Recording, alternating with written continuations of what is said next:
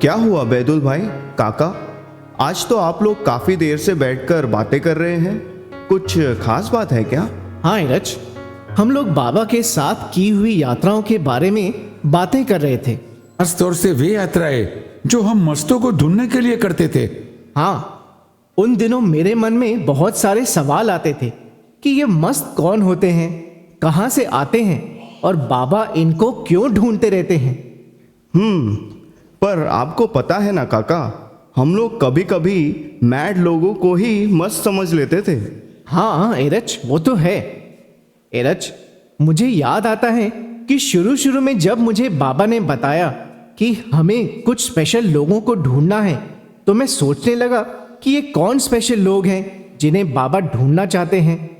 अरे वो तो खुदा है, जहां चाहे जा सकते हैं, जो चाहे कर सकते हैं। पर काका, आप एक बात भूल रहे हैं कि हालांकि बाबा खुदा है, सब कुछ खुद ही कर सकते हैं, मगर वे हमें ये मौका देना चाहते थे और हमारी काबिलियत के हिसाब से ही हमसे अपना काम करवाते थे। हाँ एरज, इसीलिए उन्होंने अपनी मंडली में से कुछ ही लोगों को इस काम के लिए चुना था। हाँ, मैं तो दूर से ही सुनकर पता लगा लेता हूँ कि यहाँ आसपास कोई मस्त हो सकता है। अच्छा, तो बैदुल भाई ये बताइए कि मैड व मस्त में फर्क क्या होता है? एरज, क्या हुआ भाई, क्या चल रहा है? अरे डोंकिन, अच्छा हुआ आप आ गए। अब आप ही एरज को बताइए कि मैड व मस्त कौन होते हैं। ये मुझसे पूछ रहा है, मुझसे। अच्छा, तो यहाँ मस्तों के बारे में बातें हो रही हैं। हाँ तो एरज, मैं तुम्हें इस बारे में सब बताता हूँ क्योंकि बाबा ने मुझे ये सब डिटेल में बताया था। हाँ डोंकिन, ठीक है, तो अब आप ही बताइए। देखो एरज, बाबा ने बताया था कि एक औसत आदमी अपने सब काम एक दूसरे की तरह करता है, जैसे बैठना, बोलना, चलना, पर उसके अपने को एक्सप्रेस करने जैसे काम थोड़े अलग हो सकते हैं, जो कि एक नॉर्मेलिटी के अंदर ही होते हैं और वो माइंड करता है। पर जब ये बदलाव साधारण बदलाव की सीमाओं को पार करते हैं, एक्सप्लेनेशन तभी जरूरी होता है और ये बदलाव रियल भी नहीं होते। हाँ डोंकिन, ठीक है। और जब कोई अपनी चेतना व व्यवहार की औसत रीति से हट जाता है तो उसे मैडनेस कहते हैं। हाँ डॉनकिन, सही है। और एरज, साधारण मैडनेस में दिमाग का संतुलन या तो ठीक से मानसिक विकास न होने के कारण होता है या कोई शारीरिक या फिर मानसिक दबाव की वजह से भंग होने के कारण होता है। डोंकिन, तो ये तो मैड हो गए। फिर मस्त कौन होते हैं? क्योंकि दोनों दिखते तो एक जैसे ही हैं।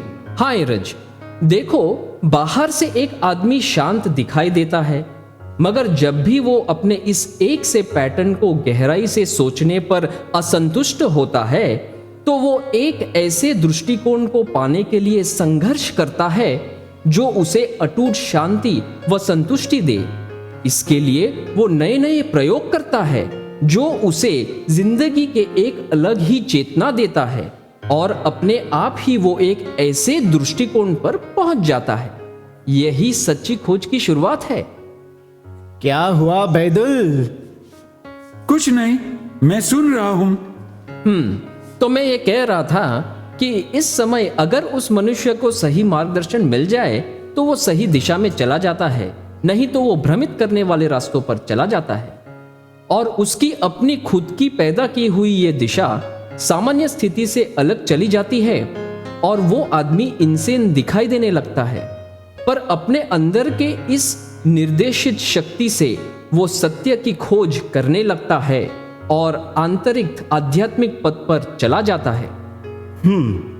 डोंकिन, ठीक है। हाँ एरज, इन लोगों को फिर डिवाइनली मैड कहा जाता है या फिर मस्त, क्योंकि इनमें फिर सत्य यानी खुदा को प्राप्त करने की इच्छा पैदा हो जाती है, जिसकी वजह से ये बाहरी दुनिया से कट जाते हैं और अलग तरह से व्यवहार करने लगते हैं, जिसके कारण लोग उन्हें पागल समझते हैं। पर ये लोग अपने डिवाइन इंटॉक्सिकेशन को एंजॉय करते हैं।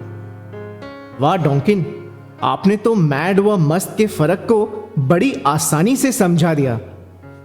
काका, एक बार बाबा ने बताया था, दिमाग रुकता है खुदा है, दिमाग काम करता है मनुष्य है, दिमाग धीमा पड़ता है मस्त है, दिमाग तेजी से चलता है मैड है।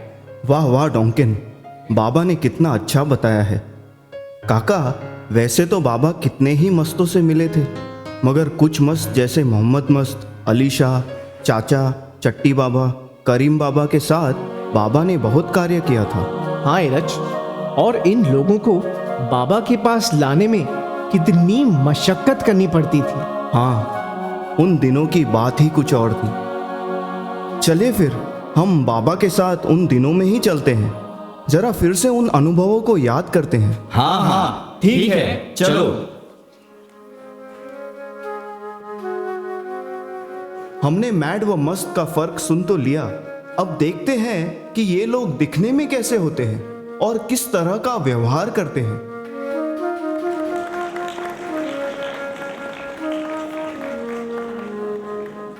ये दोनों जो यहाँ बैठे हैं अपनी अलग अलग दुनिया में है। इनमें से ये एक मैड है और ये एक मस्त। मैं इन दोनों को ही बहुत प्रेम करता हूँ। इस मैड को जिसको दुनिया ने ठुकरा दिया है, मेरे प्रेम की बहुत ज़रूरत है। और ये मस्त ये मस्त तो दिन रात खुदा यानी मेरे ही ख्यालों में डूबा रहता है। इसको एक परफेक्ट मास्टर का इंतज़ार है जो इसको आध्यात्मिक पुश दे सके।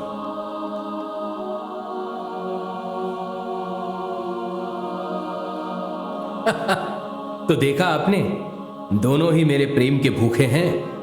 हाँ, मेरा प्रेम लेने का इनका तरीका अलग है।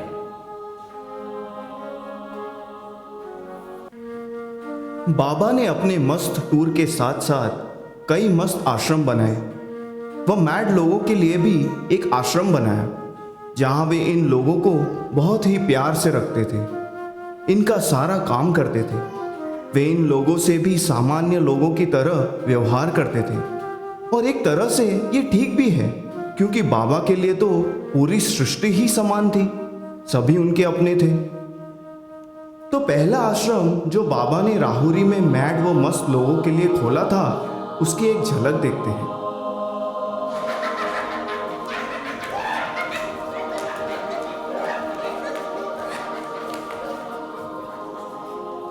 अरे आओ आओ, तुम इन लोगों को यहाँ बिठा दो।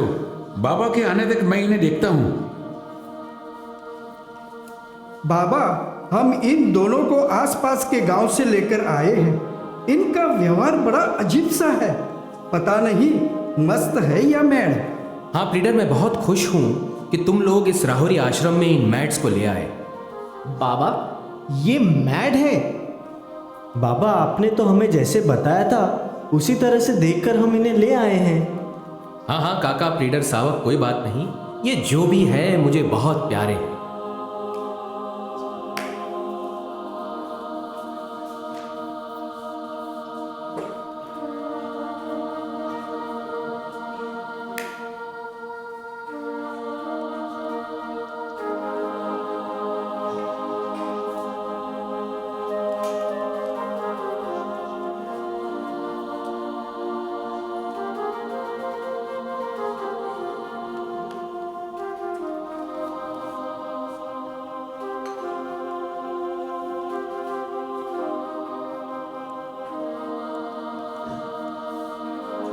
बाबा का कार्य राहुरी में शुरू हो गया था, जो उन्होंने अगस्त 1937 में स्थापित किया था। जगह जगह से मस्त व मैड आने लगे। बाबा, यह मोहम्मद है, इसको मैं बंबई से लेकर आया हूँ। यह तो बड़ी ही मंत्र मुग्ध वाली स्टेटमेंट है। वहाँ मुसलमानों ने इसका यह नाम रखा है और वे इसकी बहुत इज्जत भी करते हैं। बाबा, कुछ लोग जो कॉटन के दामों के उतार चढ़ाव पर जुआ खेलते हैं, इसके आसपास कुछ टिप्स लेने के लिए घूमते रहते हैं। अच्छा।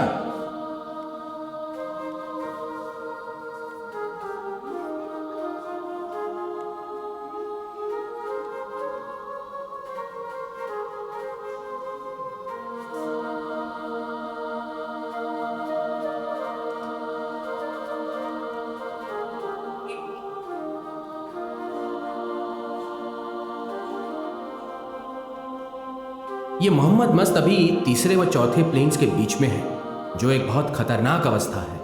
अच्छा बाबा। राहुरी आश्रम में कई सारे मैड व मस्त आ गए, जिनमें से खास थे लालशाह, पुंजिया, दगड़ुबुआ, अर्जुन इत्यादि।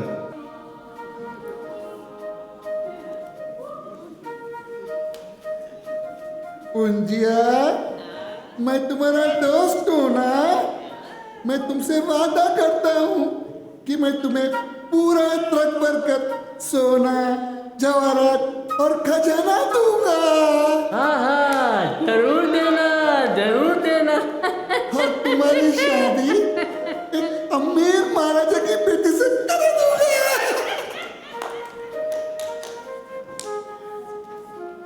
मेरी जेब में 1 करोड़ रुपया है, क्या मैं तुम्हें निकाह कर दूं? नहीं नहीं, अभी नहीं।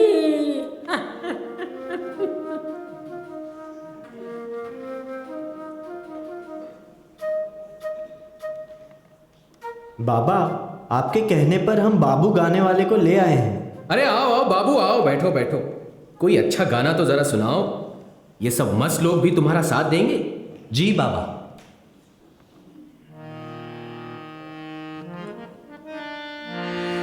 देह देवान से मंदिर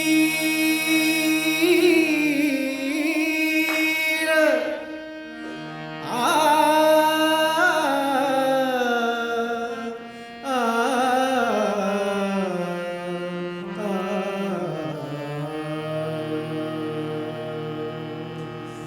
देह देवान से मंदिर, देह देवान से मंदिर, देह देवान से मंदिर, देह देवान से मंदिर। आत्मा परमेश्वर, आत्मा परमेश्वर, देह देवान से मंदिर, देह देवान से मंदिर। जशी उसात हो साखर, जशी उसात हो साखर, जशी उसात हो साखर, तसा देहात हो ईश्वर, तसा देहात हो ईश्वर। जसे दुधामध्ये लोणी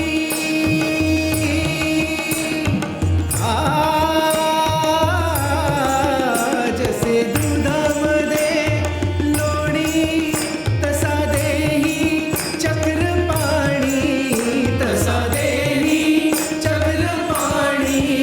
देह देवाचे मंदिर, देह देवाचे मंदिर।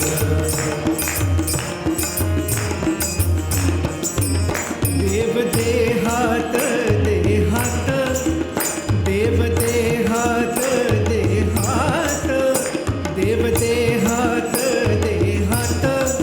हो का हो जाता देवडात, हो का हो जाता देवडात। तुका सांगे मूळ जना,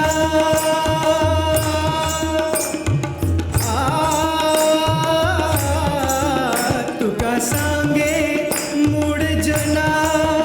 देही देव का पाहना, देही देव का पाहना। देव देवाचे मंदिर, देव देवाचे मंदिर। आत आत्मा परमेश्वर, आत आत्मा परमेश्वर। देह देवाचे मंदिर, देह देवाचे मंदिर, देह देवाचे मंदिर।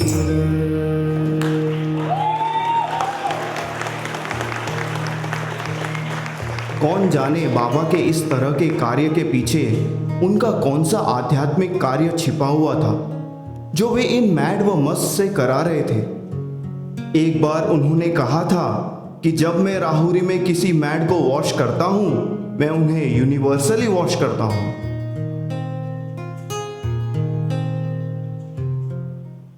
फरवरी 1937 में यूरोप के टूर से वापस आकर बाबा ने राहुरी आश्रम में एक मेहर फ्री डिस्पेंसरी खोली। बैदुल एक बहुत ही दृढ़ इच्छा शक्ति वाले व बहुत ही अनुशासन प्रिय भी थे। राहुरी आश्रम में उनकी ड्यूटी मस्तों को संभालने के साथ साथ खाना बनाने की भी थी। वे रोज खाने में कद्दू की सब्जी बनाया करते थे, क्योंकि वह एक सस्ती सब्जी होने के साथ साथ बनाने में भी आसान होती थी। वे रोज सुबह 3 बजे उठकर 5 बजे तक खाना बनाकर मस्तों व मैड की देखभाल में लग जाते थे। पर दूसरी मेड मंडली इससे बहुत परेशान थी। वे क्यों परेशान थी, आइए देखते हैं। चलो, खाना तो बन गया। कद्दू की सब्जी भी काफी अच्छी बन गई है। अब मैं आश्रम के बाकी काम देख लेता हूँ। पता नहीं ये मैड्स व मस्त क्या कर रहे होंगे। जल्दी से जाता हूँ, कितना काम है मुझे।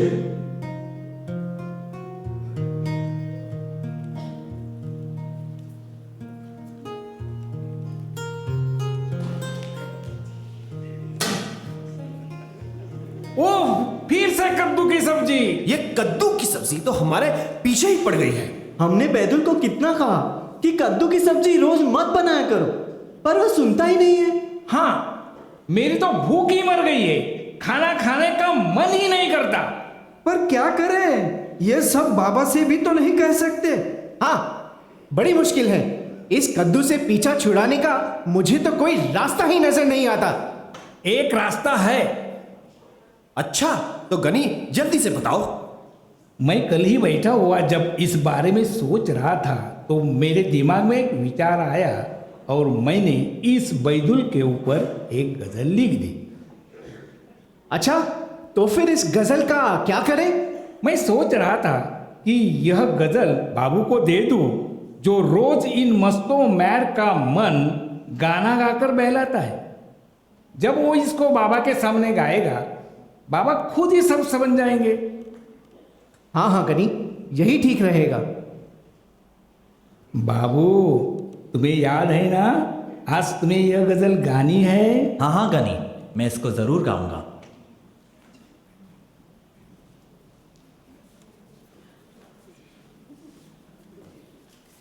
अरे वाह वाह, आज तो सारे लोग महफिल जमा कर बैठे हैं। क्या किसी को कोई और काम नहीं है क्या? नहीं बाबा, हम लोग अपना सब काम खत्म करके आए। ठीक है, चलो बाबू, अब तुम गाना शुरू करो। तुम्हारे गाने से ये सब मैड और मस्त बहुत खुश होते हैं। जी बाबा।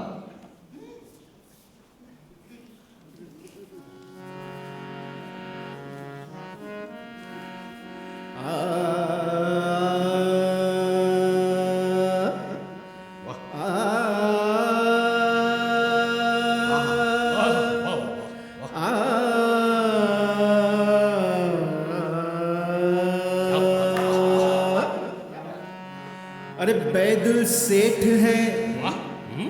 अरे बैदुल सेठ है। क्या है रे? एक विशुद्ध फद्दू फद्दू फद्दू। विशुद्ध फद्दू? अरे बैदुल सेठ है एक विशुद्ध फद्दू। हर रोज पकाता है वो।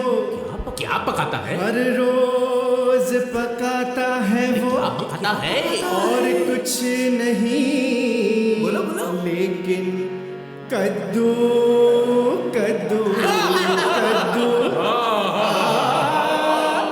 खा खा कर, अरे खा खा कर हम लोग भी हो गए हैं कद्दू कद्दू कद्दू। और घूमते रहते हैं सारा दिन बनकर। बोल, क्या बनकर? लट्टू लट्टू लट्टू।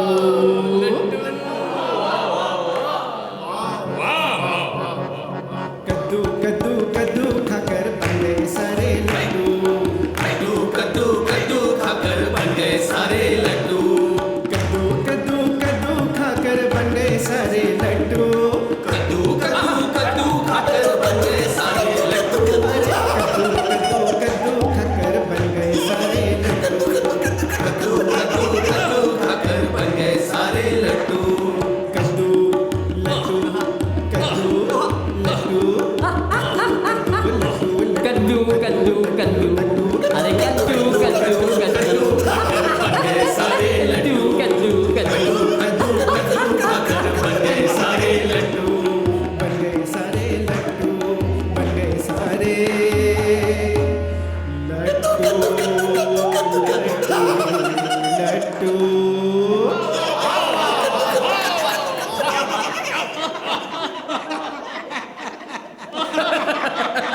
अरे ये कैसी गजल है बाबू।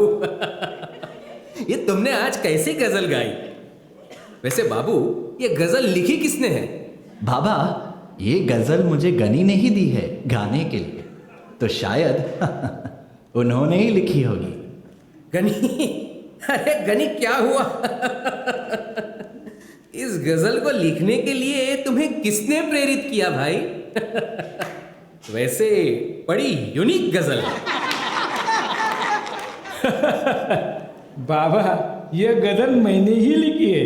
बाबा, यह बैतुल खाने में रोज कद्दू बनाता है, किसी की नहीं सुनता। जी बाबा, हमने इससे कितना कहा कि कद्दू के अलावा भी दुनिया में सब्जी होती है, कुछ और भी कभी कभी बनाया करो, पर ये सुनता ही नहीं है। जी बाबा, ये सही है। बैतुल, ये सब क्या कह रहे हैं? तुम रोज कद्दू बनाते हो? हर रोज? अरे भाई, तुम ऐसा क्यों करते हो? मैंने तो तुम्हें ऐसा करने के लिए नहीं कहा था। बाबा, मैं ज्यादातर कद्दू बनाता हूं। इसकी एक वजह है कि ये सब्जी सस्ती भी होती है और जल्दी पक भी जाती है। बाबा, मुझे सिर्फ एक खाना पकाने का काम ही नहीं है, मुझे मैट्स व मस्क की देखभाल भी करनी होती है। अरे ठीक है बैदुल, पर तुम्हें औरों का भी तो ध्यान रखना चाहिए ना। अब से हर रोज दूसरी सब्जियां भी बनाया करो। जी बाबा। बैदुल छेत है प्रसिद्ध फद्दू, कद्दू कद्दू कद्दू, हाँ कद्दू कद्दू कद्दू। इतना होने के बाद भी बैदुल के ऊपर कोई असर नहीं होता। वो कद्दू की सब्जी ही पकाते रहते हैं। पर गनी की ये गजल इतनी लोकप्रिय हो गई कि पूरे राहुरी गांव में ये एक फनी टेल की तरह गाई जाने लगी। बाबा के फेवरेट मस्तों में एक मस्त का नाम बहुत पॉपुलर है, मोहम्मद मस्त, जो राहुरी के मैड आश्रम में बाबा के पास आया था। उस समय वह तीसरे व चौथे प्लेन्स के बीच में था। बाबा के कांटेक्ट के कारण वह चौथा प्लेन स्किप करके सीधा पांचवें प्लेन पर पहुंच गया था। बाबा ने बताया था कि अब इस जन्म में वह इस प्लेन से आगे नहीं बढ़ेगा। मोहम्मद मस्त ही बाबा के साथ सबसे ज़्यादा समय के लिए रहा था। वह राहुरी से मेहराबाद लाया गया।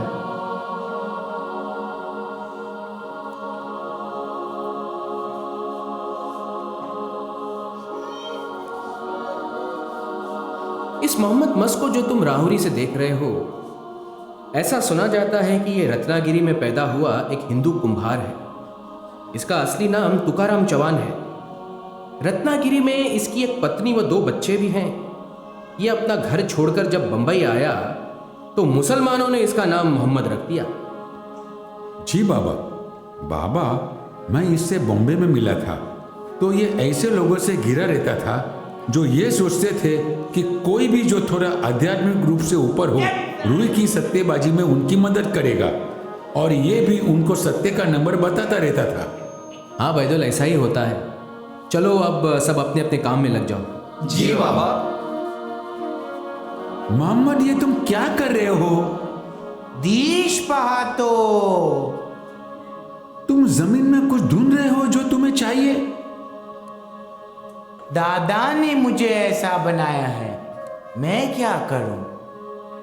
बैदुल, लगता है ये बाबा को ही दादा कह रहा है। हाँ, लगता तो है। मैं ये दीश अपनी इच्छा से नहीं देख रहा, बल्कि मेरे पीछे से कोई दिव्य शक्ति मुझसे ये करा रही है। देखो बैदुल, मिट्टी खोदते खोदते इसके हाथ कितने खराब हो गए हैं, नाखून भी टूटे हुए हैं, वो मोटे मोटे हो गए हैं। हाँ, देखो तो, पर ये मिट्टी खोदे बिना मानता कहाँ है? बाबा कई महीनों के लिए कांस गए। वहां पहुंचकर उन्होंने मंडली को मोहम्मद मस्त को भी वहां लाने के लिए कहा। इन मस्तों को एक जगह से दूसरी जगह ले जाना बहुत ही मुश्किल काम था। यह सिर्फ उनके बिलवेड का ही काम था कि असंभव को भी संभव बना देते थे। अधी व बैदुल ने किसी तरह मोहम्मद को जहाज पर चढ़ाया। फिर क्या हुआ देखते हैं। मुझे सिगरेट दो।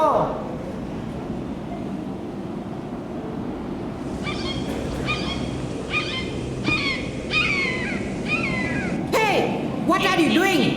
Hey, you stupid man! Don't you have any manners?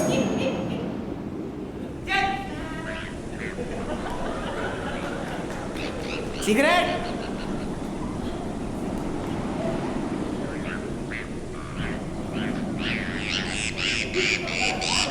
Oh my God! This man is sick. Please take him to the doctor immediately. Please accept our sincere apologies and excuse him.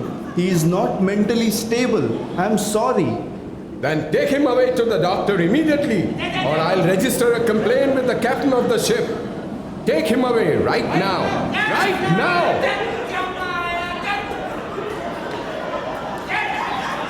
Hey you! Take him to the cabin immediately. Sorry, sir. We are going right now. Extremely sorry, sir. Sorry, sir.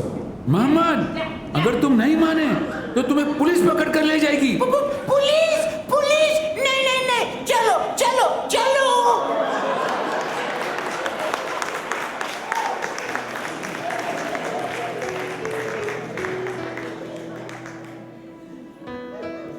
Adi, Badul, how are you? Welcome to Marseille. Oh, hello, Norina. I am fine. Come, Adi, come with us. We will take you to Cannes, where Baba is staying. Okay, let's go. 9 अक्टूबर 1937 को कांस पहुंचकर मोहम्मद को main मंडली की villa के ऊपर के कमरे में ठहराया गया। बाबा ने उसके साथ अपना कार्य शुरू कर दिया।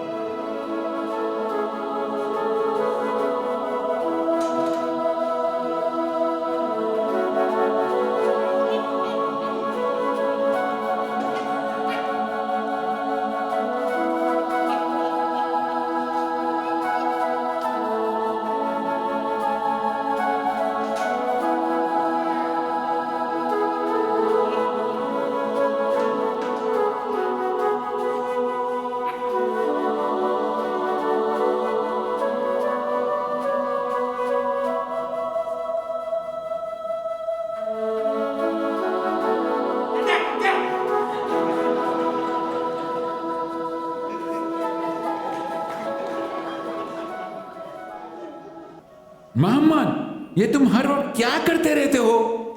हर वक्त कुछ ना कुछ करते रहते हो, हर वक्त। कभी भी ठीक से नहीं बैठते। तुम्हें संभालने में मुझे कितनी परेशानी होती है, ये तुम्हें क्या पता? बैतुल, क्या तुम मोहम्मद का ध्यान ठीक से नहीं रख सकते? क्या मुझे तुम्हें इसके लिए स्पेशल ट्रेनिंग देनी पड़ेगी? बताओ मुझे। बाबा, आप क्या तुम जानते नहीं हो ये मस मेरे लिए कितने जरूरी है? ये मेरे लिए क्या करते हैं तुम्हें मालूम है? खबरदार, खबरदार, जो भी ये करते हैं उन्हें करने दो। वैसे भी तुम्हें यहां कांस में और काम भी क्या है? बाबा, गलती हो गई, आगे से ऐसा नहीं होगा। ठीक है बैदुल, आगे से ध्यान रखना। Oh, Baba, we feel afraid of your anger. Baba is one of your close disciples. Baba, what happened? I've never seen you like this before. No, nothing serious, nothing serious. You are aware and you know that my work is always uppermost. Do you know this? Muhammad represents Germany. Yes. So you can imagine the significance of my work with him at this war time. Oh, Baba, we did not know about it. नवंबर 1937 में कांस से भारत वापस आने के बाद बाबा जहां भी जाते थे मोहम्मद को अपने साथ ले जाते थे। जनवरी 1942 में मेहराबाद आने के बाद वह हमेशा के लिए यहीं रहने लगा।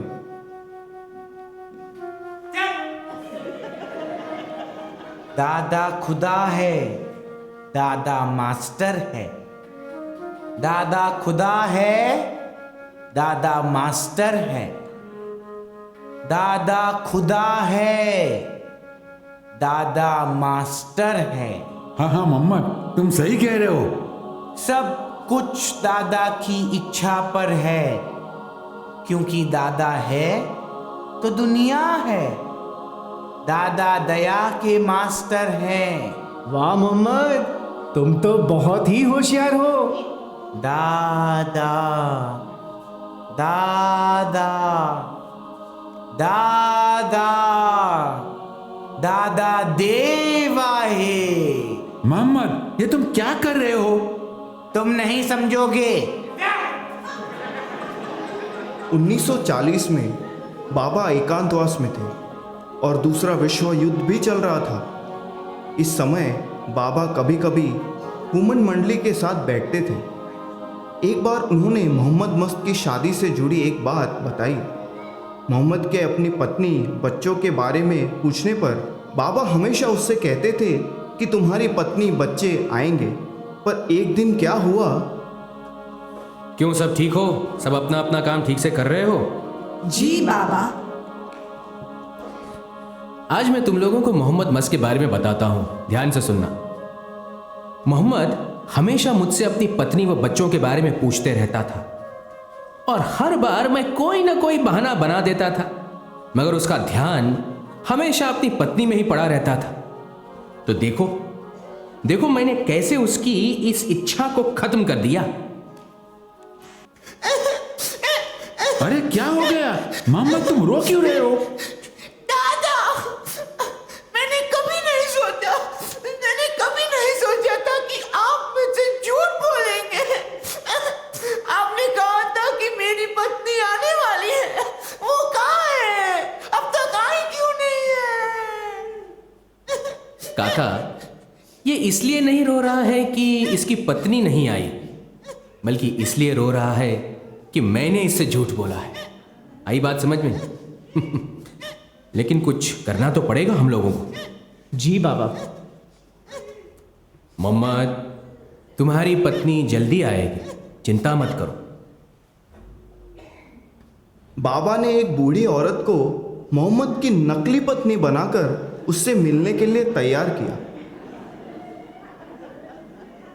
देखो, मैं तुम्हारी पत्नी हूं।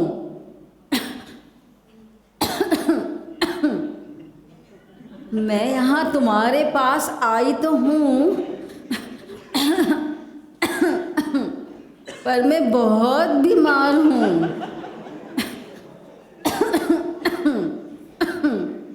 इसीलिए मेरी आंखों पर पट्टी बंधी है। अरे, तुम आ गई? मैं तो कब से तुम्हारी राह देख रहा था। और हाँ, तुम तो बहुत बूढ़ी हो गई हो। हाँ, अब मैं यहाँ तभी आऊंगी जब पूरी तरह से ठीक हो जाऊंगी। अच्छा ठीक है, पर तुम ये सूरमा अपनी आंखों में डाल लो, जल्दी ठीक हो जाओगी। ठीक है, दे दो। मैं डाल लूंगी। अच्छा, अब मैं चलती हूँ फिर।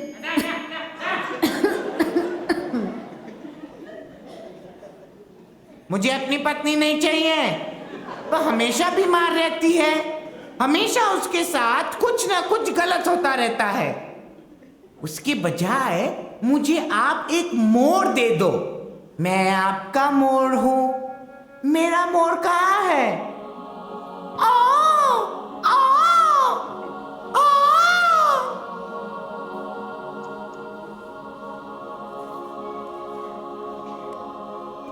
तो देखा तुम लोगों ने, मोहम्मद अब संतुष्ट हो गया था कि मैंने उससे झूठ नहीं बोला।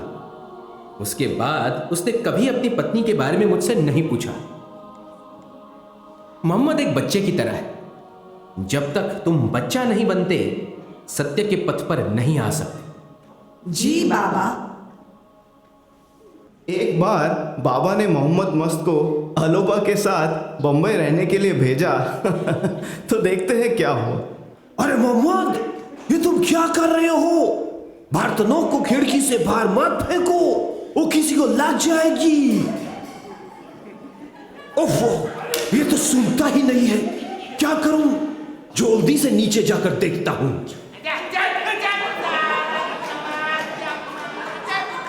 अरे मोहम्मद, तुम्हारे फेंके हुए बर्तन नीचे सबको लग रही है, सब चिल्ला रही है।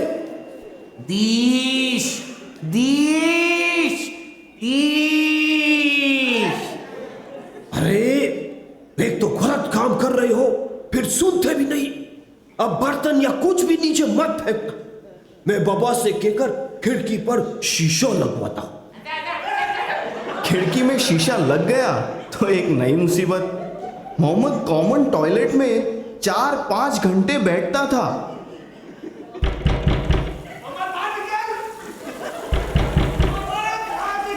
कि मोहम्मद अभी तक टॉयलेट से नहीं आया। 5-5 घंटे हो गए, ये वहां करता क्या है? सुनिए जी, अपने आदमी को टॉयलेट से बाहर निकालिए, हमें भी जाना है, हमारे भी ऑफिस का टाइम है। वो कब तक वहां बैठा रहेगा? हाँ, हम लोग तो उससे बहुत परेशान हो गए हैं। ये कैसा आदमी है, बड़ा ही अजीब तरह का व्यवहार करता है। देखो, मुझे तो वो नॉर्मल नहीं लगता। पागल खाने में क्यों नहीं डालते? हर वक्त हमें गालियां देता रहता है। अरे भाई, वो पागल नहीं है, आप लोग नहीं समझोगे। मैं उसे अभी बुलाता हूं, आप लोग परेशान ना हो। ठीक है, इसे निकालो जल्दी से।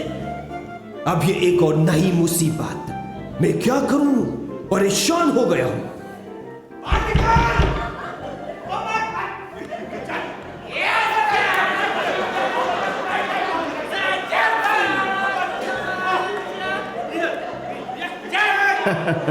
अलोबा ने मोहम्मद के लिए उसके कमरे में एक प्राइवेट पॉटी लगवा दी, पर फिर भी उसे चैन कहाँ। मुझे यहाँ नहीं रहना, मुझे अपने शहर रत्नागिरी जाना है। आलोबा, मुझे ले चलो, मुझे अपने घर जाना है। लो, अब एक और नई मुसीबत। मुझे जाना है, मुझे रत्नागिरी जाना है। ठीक है, सुन लिया। अब तो मुझे बाबा से बात करनी पड़ेगी। अलोबा के बाबा को लिखने पर बाबा ने मोहम्मद को किसी के साथ रत्नागिरी भेज दिया, पर 6 महीने बाद ही बाबा ने उसे वापस लाने के लिए कहा। मोहम्मद ने बंबई वापस आने में अलोबा को इतना परेशान किया कि बंबई पहुंचते पहुंचते उन्होंने रोना शुरू कर दिया। तो ये था मोहम्मद मस्त, बाबा का प्रिय, जो अंत तक मेहराबाद में रहा और वहीं उसने अपना शरीर छोड़ा।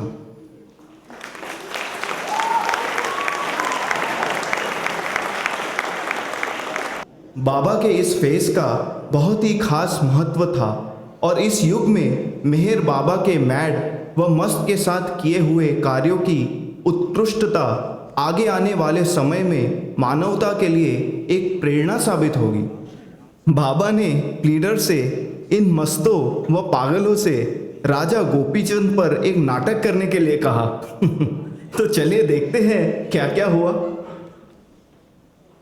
अरे भाई प्लीडर, ये मस्त व मैड लोग भी कितना विचित्र बर्ताव करते हैं। हाँ काका, इनसे ये नाटक करवाना भी एक बहुत ही मुश्किल काम था। और नहीं तो क्या, इनसे डायलॉग बोलवाना, इनसे बाप रे, कितना परेशान हुए हम। हाँ, कभी कोई इधर भाग रहा है तो कभी उधर, कभी कोई हंसे ही जा रहा है। हाँ, एक बार तो एक ने रोना ही शुरू कर दिया था। पर चलो, जैसे तैसे नाटक तो तैयार हो गया। अब ये लोग ठीक से कर ले तो बस। क्यों भाई प्लीडर, सब तैयार? नाटक पूरी तरह तैयार है? सब लोग बाहर नाटक देखने आने लगे हैं? जी बाबा, तैयारी तो सब हो गई है, पर अगर आप एक बार देख ले तो अच्छा रहेगा। हाँ हाँ बाबा, आप एक बार देख लीजिए। ठीक है, चलो, पूरा तो नहीं, हाँ मैं नाटक का थोड़ा सा हिस्सा देख लेता हूँ। जी बाबा। हम अभी सबको लेकर आते हैं बाबा। ठीक है, जल्दी लाओ।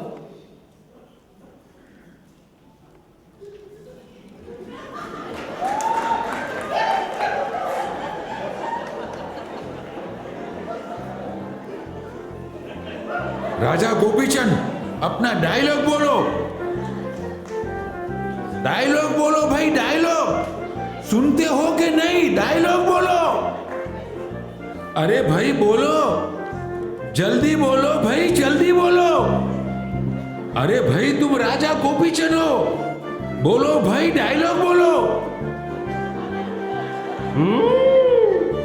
माँ, मुझे इस संसार की मोह माया का त्याग करना है। माँ, अब आप बोलिए, बोलिए माँ।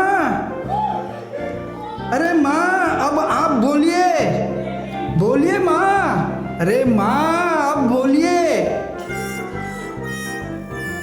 अरे तुम राजा गोपीचंद की माँ हो, हंसते ही रहोगे? जल्दी से अपना डायलॉग बोलो, बोलो बोलो, जल्दी से बोलो। अरे बेटा, ये तुम कैसी बात कर रही हो? चलो जल्दी करो भाई, जल्दी करो, डायलॉग बोलो। माँ, मुझे इस दुनिया का त्याग करके नाथ योगी बनना है।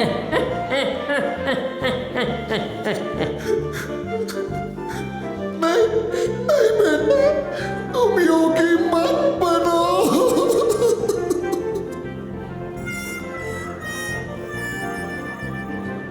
अरे ये क्या मामा, अब तुम्हें बोलना है। अरे बोलो मामा, बोलो।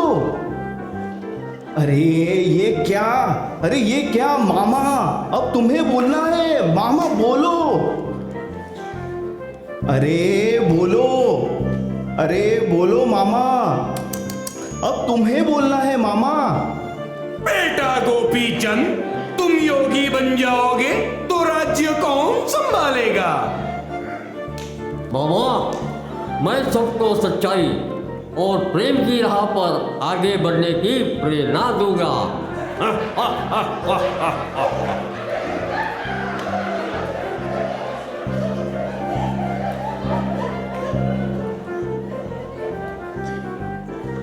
अरे साधु, अरे साधु बाबा, अरे भाई, अरे साधु बाबा, बोलो भाई, बोलो बोलो बोलो।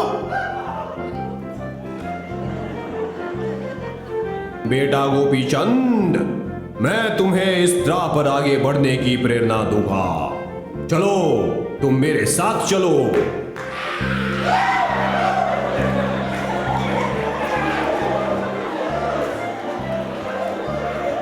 अरे भाई, अब तुम कहां से आ गए? तुम तो नाटक में हो ही नहीं। नहीं नहीं नहीं नहीं नहीं, मैं नहीं जाऊंगा, मैं नहीं जाऊंगा। मैं नाटक में काम करके ही रहूंगा।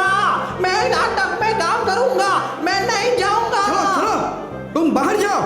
मैंने तो तुम्हें कोई रिहर्सल ही नहीं करवाया। नहीं नहीं नहीं नहीं, नहीं, मैं नहीं जाऊंगा।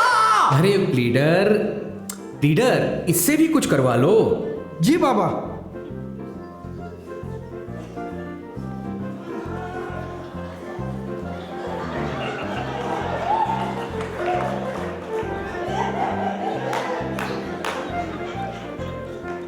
नहीं, मुझे ये राजपाट नहीं चाहिए। मैं योगी बनने जा रहा हूँ। रुको, मत जाओ, मत जाओ। ठीक है, तैयारी तो अच्छी है। पर बाबा, आपने देखा ना, कभी कभी ये लोग कुछ बोलते ही नहीं है। अरे कोई बात नहीं प्लीडर, तुम देखना, देखना तुम, ये लोग स्टेज पर कितनी अच्छी तरह से ये नाटक करेंगे, कितनी अच्छी तरह से करेंगे, देखना तुम। जी बाबा। उन मैड व मस्तों ने गोपीचंद नाटक बहुत ही अच्छी तरह किया, देखने वालों को चकित ही कर दिया। वास्तव में ये अलौकिक काम खुद खुदा का ही था, जो दूसरे विश्व युद्ध से जुड़ा था। राहुरी का मैड आश्रम बंद करके बाबा मेहराबाद व जगह जगह गए। उन्होंने बहुत सारे मस्त को कांटेक्ट किया। एक बार बाबा अपनी मंडली व कुछ बाबा प्रेमियों के साथ अच्छे मूड में बैठे थे। सब लोग मस्तों की देखभाल ठीक तरह से कर रहे हो ना? जी बाबा। बाबा, इन मस्तों के साथ रहते रहते हमें भी बहुत कुछ सीखने को मिल रहा है। बाबा, इन मस्तों में जो हम देखते हैं, कुछ बहुत गुस्सा करते हैं, कुछ शांत है, तो कुछ बहुत उछल कूद करते हैं। जी बाबा, मुझे भी मस्तों के बारे में कुछ पूछना है। ठीक है, पूछो, जो भी पूछना है पूछो।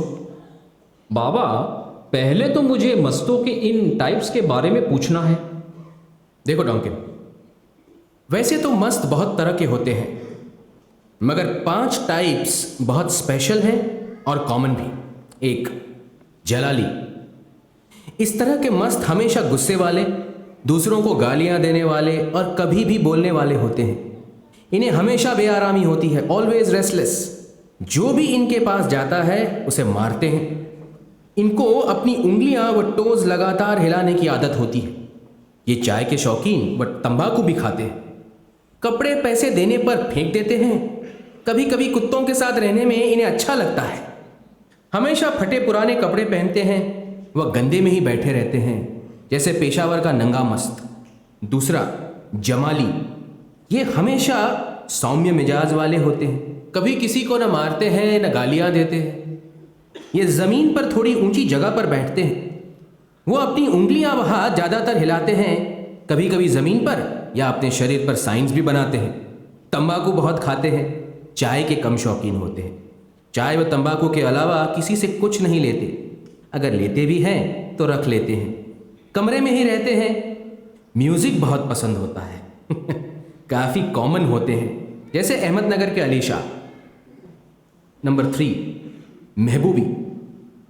ये औरतों वाली चीज़ें पहनना बहुत पसंद करते हैं, जैसे चूड़ियाँ, अंगूठी, बालियाँ या कोई पुरानी चोली। साड़ी नहीं पहनते। ये हमेशा खुश रहते हैं, न किसी को मारते हैं न गालियाँ देते हैं। रात में ठीक से लेटते हैं, पर दिन में बहुत रेस्टलेस होते हैं, घूमते ही रहते हैं। कभी कभी कंधे उचकाते हैं। पान पसंद करते हैं, नाचने के शौकीन होते हैं। ये थोड़े रेयर होते हैं, जैसे बहराइच के सखी बाबा। ओ बाबा, अब मेरी समझ में आ रहा है कि ये मस्त अलग अलग तरह से क्यों बिहेव करते हैं। हाँ, मैं तो समझता था कि सब मस्त एक जैसे होते हैं। अरे नहीं नहीं बैदुल काका, ऐसा नहीं होता है। हाँ, तो अगला टाइप है इत्तेफाकी। इत्तेफाकी मस्त ये वो मस्त हैं जो खुदा के लिए प्रेम या लॉन्गिंग न रखते हुए अचानक दिव्य प्रेम में आ जाते हैं। ये लोग ज़्यादातर लोहे की रिंग्स अपने हाथों व पैरों में पहनते हैं। वह शरीर को इधर उधर से लोहे की चीज़ों से कवर करके रखते हैं। ये कभी कभी ही वायलेंट होते हैं। अपने हाथों को बिना किसी उद्देश्य के एक ट्रैफिक पुलिसमैन की तरह घुमाते रहते हैं। पान, तंबाकू, चाय के कम शौकीन होते हैं। ये थोड़े रेयर होते हैं, जैसे बेवार के नारायण बाबा। नंबर 5, मादरजात। ये वो होते हैं जो पैदा ही मस्त होते हैं। ये एक साधारण पागल की तरह दिखाई देते हैं। ज़्यादा समय नंगे ही रहते हैं और गंदी धूल मिट्टी वाली जगह पर ही ज़्यादातर घूमते रहते हैं। ये दिन रात घूमते रहते हैं, शायद ही कभी बैठते हों। जब भूखे होते हैं तो खाना ले लेते हैं, जैसे नंगा खान मस्तान पेशावरी रावलपिंडी का। ये कम ही मिलते हैं। बाबा, ये सब तो मस्तों के बारे में आपने बता दिया, मुझे और भी कुछ पूछना है। अच्छा छगन, पूछो भाई, क्या पूछना है पूछो। आज मैं तुम लोगों के सारे सवालों के जवाब दूंगा। जी बाबा। बाबा, ये मस्त इंडिया में ही क्यों मिलते हैं, कहीं और क्यों नहीं? देखो छगन, भारत यानी इंडिया क्रिएशन पॉइंट के सबसे ज़्यादा पास है। इसलिए ये संसार में आध्यात्मिकता के हिसाब से सबसे ज़्यादा महत्वपूर्ण है। इसीलिए इंडिया के बाहर बहुत कम मस्त हैं। यूरोप, अमेरिका में कोई नहीं है। हालांकि कुछ मस्त अरेबिया, इजिप्ट में हैं और बहुत थोड़े से ईरान में हैं। बाबा, ये लोग ऊपर से इतने गंदे क्यों रहते हैं और सनकियों जैसा व्यवहार क्यों करते हैं? देखो बैदुल, अच्छे और बुरे की पहचान उस समय के मापदंड से होती है जो समय और परिस्थिति के हिसाब से अलग अलग होती है। आध्यात्मिक रूप से अच्छा बुरा भी हो सकता है और बुरा अच्छा भी। जैसे जनरली चोरी बुरी बात है, हम सब जानते हैं। पर अगर ये चोरी किसी भूखी मां को जो बच्चा पैदा करने वाली है के लिए की जाए तो अच्छी बात है। इसी तरह धर्म, स्वास्थ्य, नैतिकता, शरीर व मन की सफाई साधारण मापदंड के हिसाब से ही जरूरी होते हैं। फिर भी शरीर को साफ रखना आसान होता है। पर मन की सफाई बहुत मुश्किल होती है, बहुत मुश्किल। अगर कोई पूरी तरह से मानसिक सफाई कर लेता है, जैसे स्वार्थ, गंदी इच्छाएं, लस्ट, गुस्से व लालच के विचार, चुगली करना, तो उसका मन शरीर की जरूरतों व सफाई से कम अटैच होता है। बाबा, फिर इन मस्तों का दिमाग कैसा होता है? काका, जो 5 तरह के मस्त होते हैं उनमें से गॉड एब्जॉर्ब्ड और गॉड कम्यून्ड ज्यादातर अपने शरीर साफ रखते हैं। उनके दिमाग ज्यादातर अपने आप ही साफ हो जाते हैं क्योंकि वे हर समय खुदा में ही डूबे रहते हैं। लेकिन गॉड मैड, गॉड इंटॉक्सिकेटेड और गॉड मर्ज्ड मस्तों के शरीर गंदे होते हैं। वे गंदे वातावरण में रहते हैं और उनकी गंदी बाहरी आदतें भी होती है, मगर उनका मन साफ और पवित्र होता है। गॉड इंटॉक्सिकेटेड का दिमाग होता है पर विचार नहीं होते, क्योंकि इनका मन हमेशा इंटॉक्सिकेटेड स्टेट को ही एंजॉय करते रहता है। गॉड मर्ज का दिमाग ही नहीं होता, वो पूरी तरह खुदा में ही डूबा रहता है। जी बाबा, पर बाबा इनका शरीर व वातावरण इतना गंदा क्यों होता है? अरे बैदुल, फिर से वही सवाल। चलो ठीक है, मैं थोड़ा सा और एक्सप्लेन कर देता हूं। ये 3 तरह के गॉडमैन जानते हैं कि ये यूनिवर्स जीरो है और शरीर छाया है, यानी शैडो। उनका मन शरीर से अटैच होता ही नहीं है, तो ये सोचना भी नहीं चाहिए कि वे अपने शरीर व वातावरण को साफ रखेंगे। जब मन शरीर की तरफ ध्यान नहीं देता, शरीर अपने आप ही सरवाइव करता है और खुद को देखता है। पर बाबा, ये कैसे होता है? देखो, ग्रॉस प्लेन पर एक तरह की यूनिवर्सल वर्किंग के कारण ये लोग ऐसी ही गंदी जगहों पर आकर्षित होते हैं और ये गंदगी उनके स्वास्थ्य पर भी असर नहीं डालती, क्योंकि दिमाग तो शरीर से अटैच ही नहीं होता। इनके एक्शन भी अलग से कंट्रोल होते हैं या फिर खुदा द्वारा। जो भी वे करते हैं वे उनके कॉन्शियस नहीं होते। बाबा, ये मस्त कभी कभी गुस्से में किसी को मारते भी हैं। हाँ काका, ये अच्छा सवाल पूछा है आप। उनके गुस्से में किए गए कार्य उन लोगों की मदद करते हैं जिन पर ये गुस्सा करते हैं, क्योंकि इनका निस्वार्थ गुस्सा लेने वाले के गुस्से के संस्कार खत्म कर देता है। पर अगर गलती से कोई बदले में मस्त को मारता है तो ये उसके लिए एक भयानक बंधन हो जाता है। बाबा, सब कुछ कितनी अच्छी तरह से समझ में आ गया। बाबा, मेरी समझ में एक बात नहीं आती कि क्यों कोई मस्त जलाली तो कोई जमाली या कोई दूसरा हो जाता है। हाँ एरज, गुड क्वेश्चन। देखो, हर एक को अनगिनत जिंदगियों से होकर गुजरना होता है। तो अगर एक आदमी जो अपनी पिछली जिंदगी में बहुत झगड़े या संघर्ष या अलग तरह की गतिविधियों में रहा हो और इस जिंदगी में मस्त हो गया तो वह जलाली होगा। इसी तरह दूसरा जो अपनी जिंदगी में एक शांत गांव या डल या शांत वातावरण में रहा हो और इस जिंदगी में मस्त हो गया हो तो वह जमाली होगा। और अगर एक आदमी जो अपनी पिछली जिंदगी में बैचलर हो, जिसने शायद सेक्स किया हो या नहीं, और इस जिंदगी में मस्त हो, तो वह महबूबी होगा, क्योंकि पिछली जिंदगी में उसके औरतों के लिए प्रेम के संस्कार बिना व्यक्त किए रह गए होंगे, तो वह इस जिंदगी में औरतों के कपड़े पहनेगा या औरतों की तरह व्यवहार करेगा। बाबा, ये मस्त इतनी जल्दी गुस्सा क्यों हो जाते हैं? देखो बैदुल, इनके दिमाग इनके आंतरिक अनुभवों के कारण पूरी तरह से घिरे रहते हैं, जिसकी वजह से इनकी कॉन्शियस एनर्जी बहुत कम होती है। इसीलिए इनके निर्धारित उद्देश्य या आदतों को अगर डिस्टर्ब किया जाए तो ये आसानी से गुस्सा हो जाते हैं। जी बाबा। बाबा, ये स्पिरिचुअल चार्ज में क्या होता है? आप रीडर, ये जानना तुम लोगों के लिए बहुत जरूरी है। ये आदमी किसी खास जगह की आध्यात्मिक व भौतिक भलाई देखता है और उस जगह का स्पिरिचुअल चार्जमैन होता है। छोटी जगह का चार्जमैन मस्त होता है, मगर एक बड़ी जगह के लिए सलीक की तरह पिलग्रिम होता है। कहीं कहीं किसी जगह का कुछ खास महत्व होने के कारण ये दोनों ही इंचार्ज होते हैं। ये चार्जमैन भारत में ही होते हैं, बाहर के देशों में स्पिरिचुअल एजेंट्स होते हैं। जी बाबा। बाबा, आज तो हमारे बहुत से सवालों के जवाब मिल गए।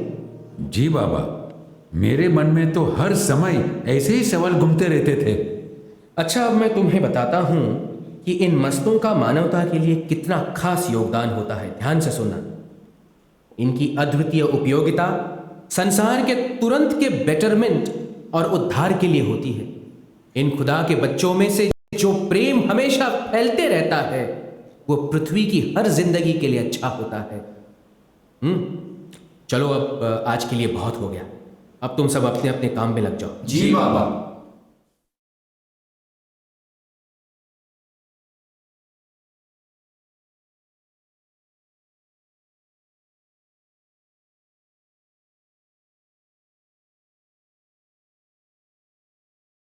बाबा जगह जगह से टूर लगाते हुए महाबलेश्वर गए।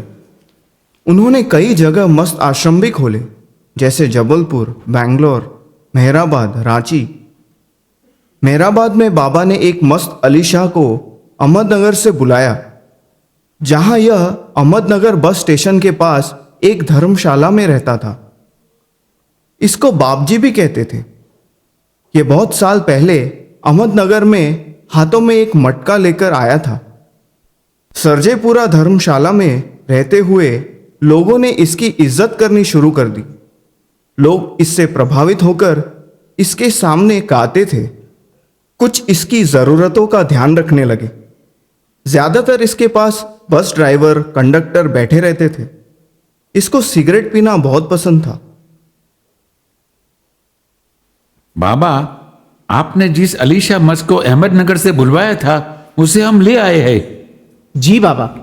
बाबा, क्या उसे यहां ले आए? ठीक है, ले आओ उसको।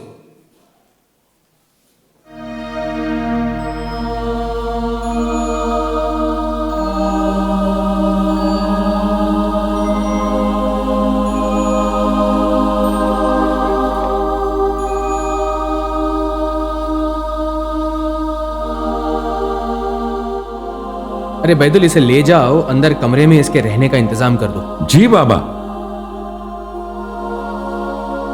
ये मस्त अली शाह 5वें प्लेन का है और जमाली टाइप का है। इसमें थोड़ी असहायता है। ये खुश रहने वाला है, वह इसमें बच्चों जैसी सादगी है। जी बाबा। अली शाह बाबा के लिए एक बहुत ही लाभदायक मस्त था। बाबा उसे मेहराबाद में अपने कार्य के लिए बुलाते रहते थे। बाबा अभी पिंपल गांव में शिफ्ट हो गए थे। एक बार उन्होंने 1944 में अली शाह को वहां बुलाया। अली शाह की देखभाल बैदुल ही किया करते थे। उन्हीं दिनों में वहां एक अजीब घटना घटी।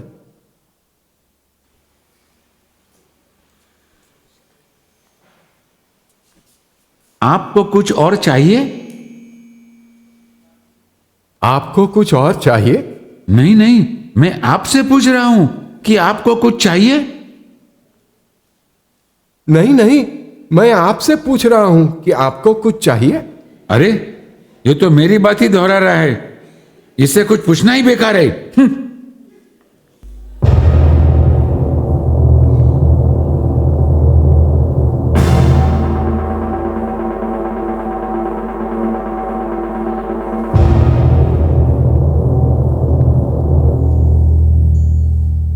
अरे, ये अली शाह इतने अंधेरे में क्यों बैठा है? इसकी लालटेन तो बुझी हुई है। मैं कितने दिनों से देख रहा हूं कि मैं यहां जब भी आता हूं लालटेन बुझी होती है। इसका ध्यान ठीक से क्यों नहीं रखा जा रहा है? ये बैदुल इतना लापरवाह कैसे हो गया? बाबा, आप देखो बैदुल, यहां की लालटेन तो बुझी हुई है। अली शाह को अंधेरे में कितनी परेशानी हो रही होगी। तुम्हें इस बूढ़े आदमी का ख्याल रखना चाहिए। तुम कितने लापरवाह हो। बाबा, अभी जब मैं यहां से गया था तो लालटेन जल रही थी। मैं तो हर रोज शाम को ध्यान से यहां की लालटेन जलाता हूं। ठीक है बैदुल, लालटेन जला दो और आगे से ध्यान रखना। आज रात मैं यहीं बैठता हूं और खुद देखता हूं कि लालटेन कैसे बुझ जाती है।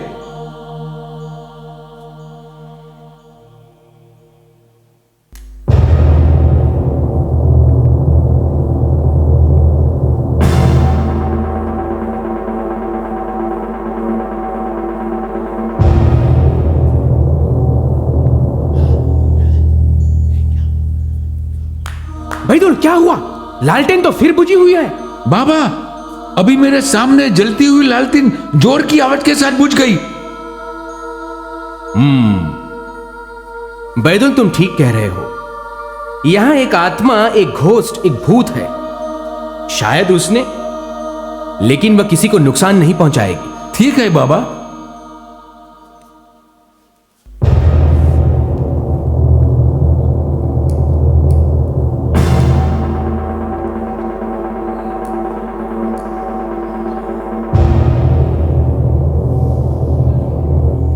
तुम हमेशा आते हो और मुझे तंग करते हो। चले जाओ, चले जाओ, चले जाओ।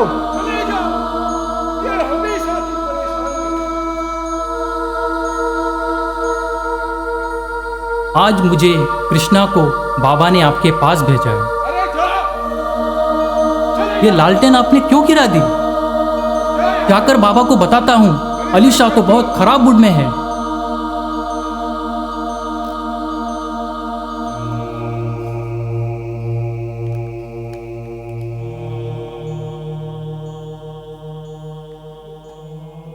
हैदराबाद में बाबा ने अलीशा को 3 बार बुलाया व बताया इस बार का कांटेक्ट दूसरे विश्व युद्ध से कनेक्टेड है।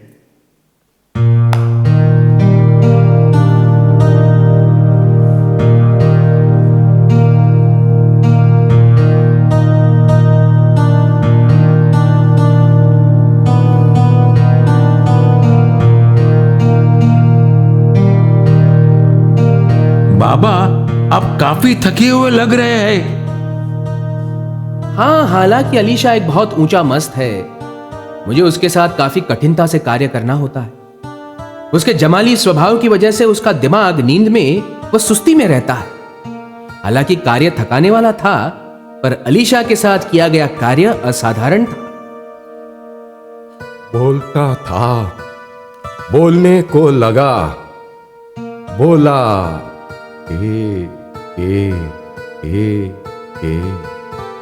बोलता था, बोलने को लगा, बोला के बोलता था, बोलने को लगा, बोला के बोलता था, बोलने को लगा, बोला के अरे ये क्या बोल रहा है? शायद बाबा के मौन को लेकर कुछ बोल रहा है। हाँ, लगता तो ऐसा ही है। बाबा ने करीब 20 बार अलग अलग जगहों पर अलीशा के साथ काम किया, जो उनके कार्य का एक अहम हिस्सा था। फरवरी 1941 में बाबा ने क्वेटा जाने का प्लान बनाया। रास्ते में बाबा आगरा गए। वहां बाबा महिला मंडली को ताजमहल पर ले गए। वहां बाबा को एक बूढ़ी संत जैसी औरत के बारे में पता चला। मेहरा, तुमने ये ताजमहल देखा? कितना खूबसूरत है। जी बाबा, बहुत ही खूबसूरत है। बाबा, मैंने सुना है कि ये इमारत प्रेम का प्रतीक है। हाँ एलिजाबेथ, तुमने बिल्कुल सही सुना है। ये शाहजहां ने अपनी बेगम मुमताज महल की याद में बनवाया था। इसीलिए बाबा ये इतना प्यारा है। हाँ मनी, ऐसा ही है। कहो एरज, क्या बात है? बाबा, हमें एक बूढ़ी सेंटली औरत का पता चला है जो शायद मस्तानी हो सकती है। यहीं पास के एक घोड़ों के अस्तबल में रहती है। उसके बारे में हमें यहाँ के एक माली ने बताया है। वही हमें वहां ले चलेगा।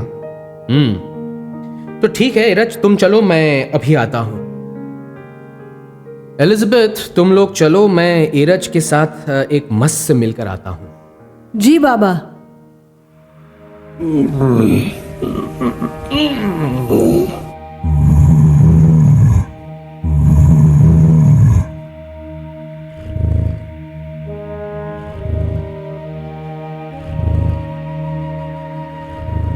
एरज, इससे पूछो कि क्या वो इन्हें देखकर खुश है? क्या आप बाबा को देखकर खुश हैं? हाँ, मैं सच में बहुत खुश हूं। एरज, ये बहुत ऊंची मस्तानी है। उसे मस्तानी माँ कह सकते हैं? जी बाबा। मार्च 1941 को बाबा लाहौर से मॉन्टगोमेरी के लिए निकले। इस ट्रिप में मंडली के लोगों को ब्लू बस को लेकर बहुत परेशानी हो रही थी। बार बार बस के टायर पंक्चर हो रहे थे। बाबा पाकपट्टन गए। वहाँ एक मस्त से मिलकर बाबा 3 वेस्टर्न महिलाओं के साथ एक मस्तानी से मिलने गए। वह एक गंदी सी झोपड़ी में बैठी थी।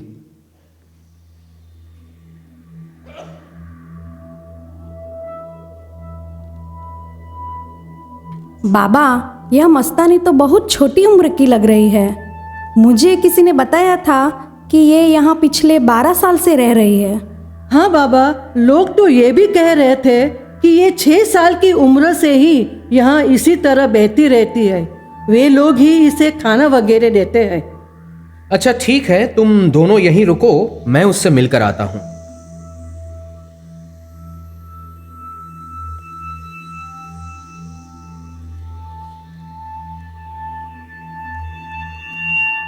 नोरीना, ये मस्तानी खुदा के प्रेम में पूरी तरह डूबी हुई है। वो मुझे देखकर बहुत खुश हुई। जी बाबा। बाबा, क्या इतनी कम उम्र में भी कोई मस्त बन जाता है? हाँ हाँ, क्यों नहीं। ये सब उसके पिछले कर्मों का फल होता है। कोई भी कभी भी मस्त बनकर खुदा के प्रेम में डूब सकता है। जी बाबा। अच्छा ठीक है, अब तुम दोनों भी इससे मिलकर आओ। जी बाबा। आगे।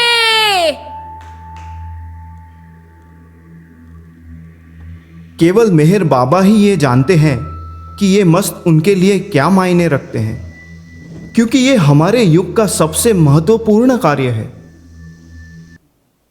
नवंबर 1939 में मेरे व काका के साउथ टूर के बाद जब हम किसी भी मस्त को बैंगलोर लाने में नाकामयाब रहे तो बाबा स्वयं जाने के लिए तैयार हो गए। इस समय बाबा चट्टी बाबा से व दूसरे भी मस्तों के लिए जा रहे थे। चट्टी बाबा के बारे में बाबा ने बताया है कि वह 6 प्लेन के जमाली मस्त थे। उनके अंदर थोड़ा बहुत जलाली होने का भी अंश था। कहा जाता है कि वे पढ़े लिखे थे और उनकी आध्यात्मिक जागरूकता आने से पहले वे स्टेशन मास्टर थे, जिसकी वजह से वे कभी कभी खिड़की पर टैप करके संदेश लिखते थे या अपने इमेजिनरी सबॉर्डिनेट्स को चिल्लाकर आदेश देते थे। कभी कभी अल्लाह अकबर भी बोलते थे। बड़ी मुश्किल से मंडली चट्टी बाबा को बाबा के पास होटल में लेकर आई।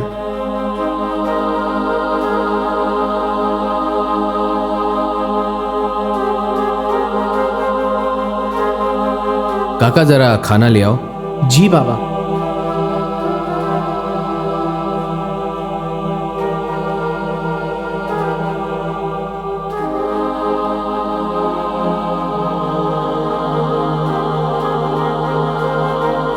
चट्टी बाबा, क्या आप हमारे साथ बैंगलोर चलेंगे?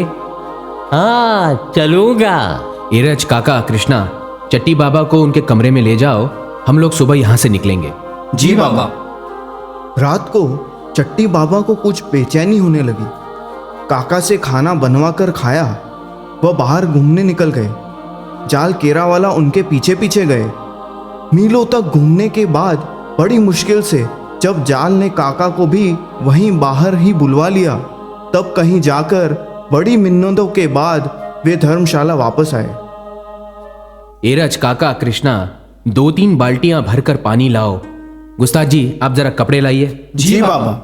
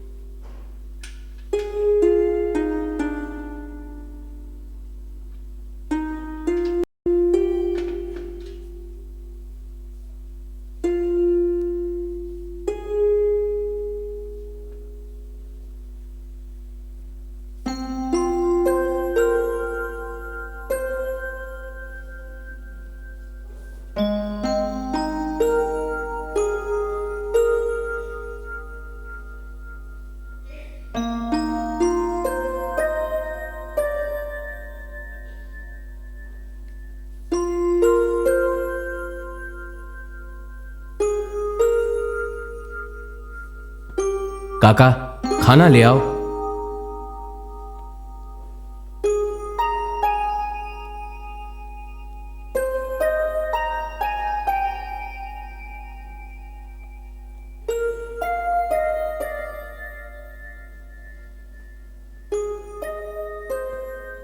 इरज, इन्हें कमरे में छोड़ दो। जी बाबा।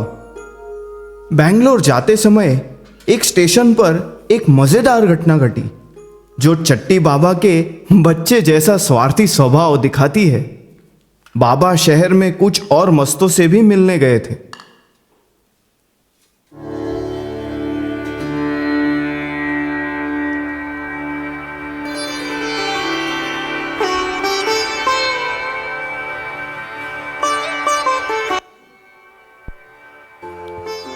ऐसा करते हैं, आज चट्टी बाबा सबको खाना परोसेंगे। हाँ, ये अच्छा है। चट्टी बाबा, आप सबको खाना परोसिए।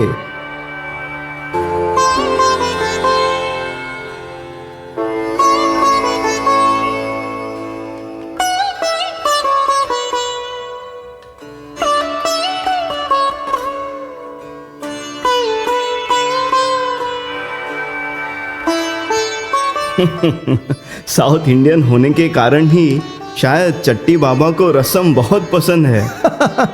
हाँ, इन्होंने कैसी बच्चों जैसी हरकत की।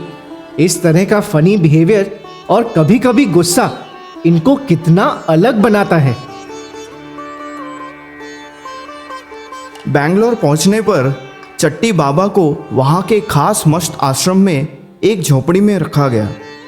साउथ से 6-7 मस्त और भी इस आश्रम में आ गए।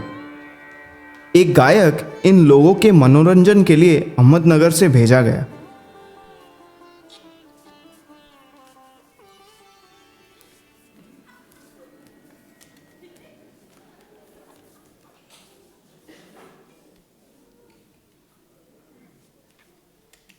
हाँ, चलो चलो, एक अच्छा सा गाना हो जाए। देखना, तुम्हें इन मस्तों का मनोरंजन करना है। जी बाबा।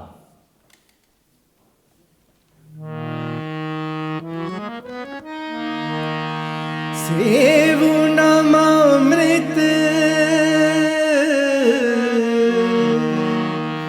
हो या पुनित,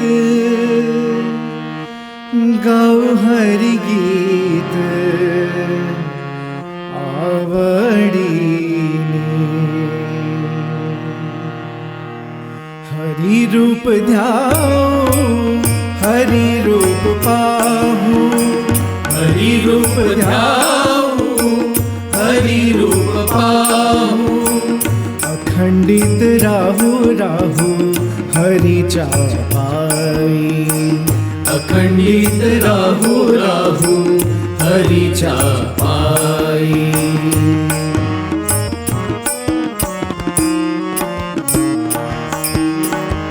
तन मन धन हरि सी अर्पण, तन मन धन हरि सी अर्पण।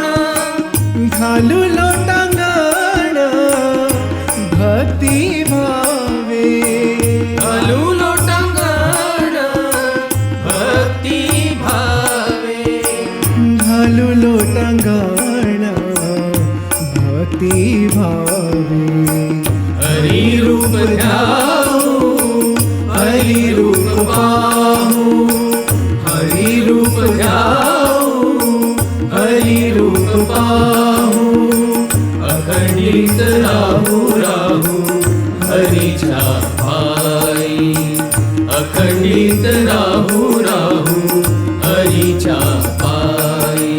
गोपाला गोपाला देवकी नंदन गोपाला, गोपाला गोपाला देवकी नंदन गोपाला, गोपाला गोपाला देवकी नंदन गोपाला, गोपाला गोपाला देवकी नंदन गोपाला, गोपाला गोपाला देवकी नंदन गोपाला, गोपाला गोपाला देवकी नंदन गोपाला, गोपाला गोपाला, देवकी नंदन गोपाला, गोपाला गोपाला देवकी नंदन गोपाला, गोपाला गोपाला देवकी नंदन गोपाला, गोपाला गोपाला देवकी नंदन गोपाला,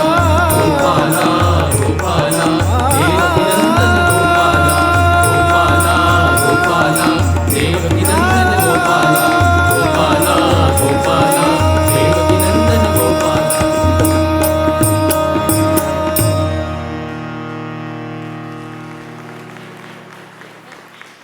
बाबा बैंगलोर से मेहराबाद आ गए।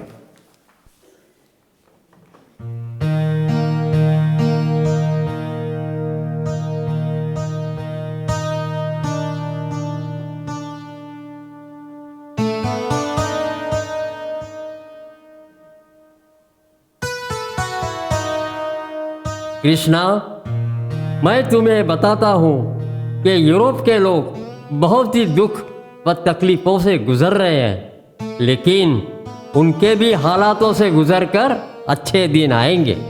चट्टी बाबा, आपको ये सब कैसे पता है?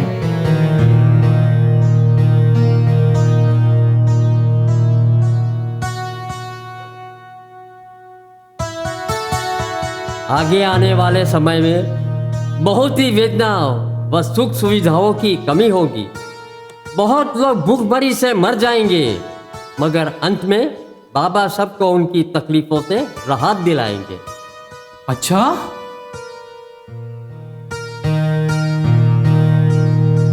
मेहराबाद मस्त आश्रम में बाबा ने 2 महीने का खास एकांतवास शुरू किया।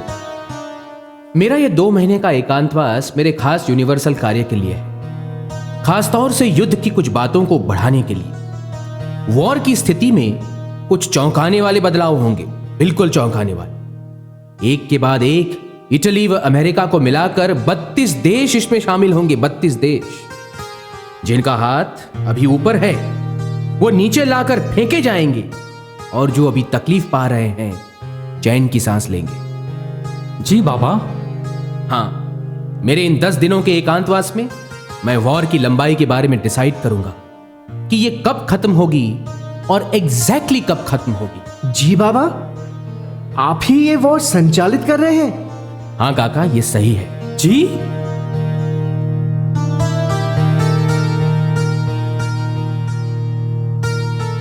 अरे ये बेवकूफ लोग क्या कर रहे हैं? बचाओ इन्हें, बचाओ इन्हें। ये क्या हो रहा है? ये क्या हो रहा है? ये क्या हो रहा है? ये क्या हो रहा है?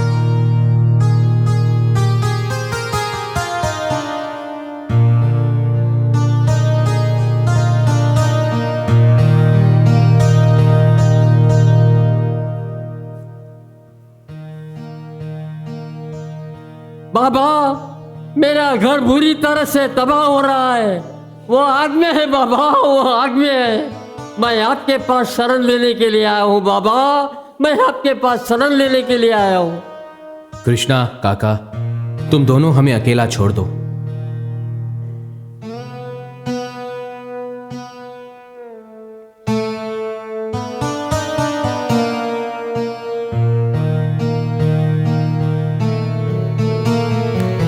काका, चट्टी बाबा का फ्रांस से स्पिरिचुअल कनेक्शन, वह निराशा की वजह से उत्तेजित हो रहे थे, क्योंकि आजकल फ्रांस में जो कैटेक्लिज्म है और जिसकी वजह से वे बहुत ही खराब दिनों से गुजर रहा है, बस उसी की वजह से चट्टी बाबा परेशान थे। अच्छा बाबा?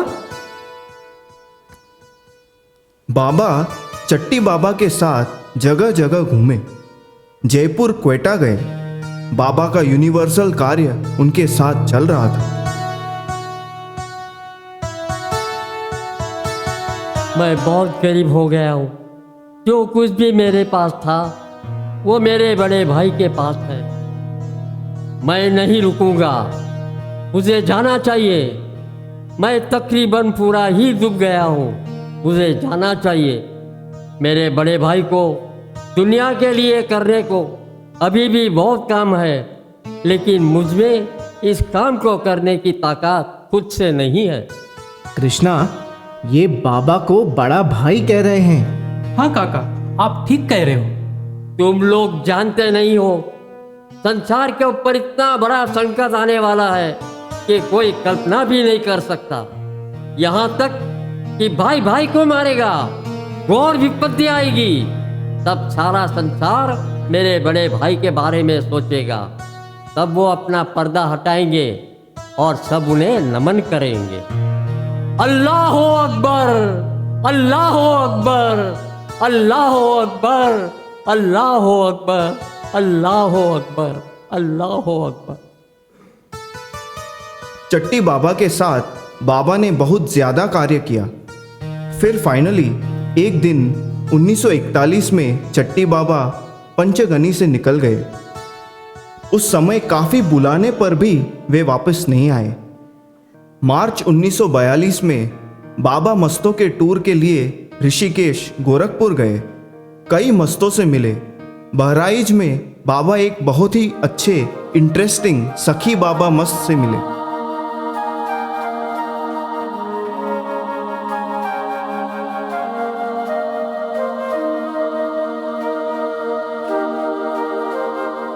बाबा, ये मस्त तो काफी अच्छा लग रहा है। ये चट्टी बाबा से कितना मिल रहा है? केवल मोता ज्यादा है। लोगों ने इसका नाम सखी बाबा बताया है। हाँ काका बैदुल, तो अब मैं इसके पास जाता हूँ।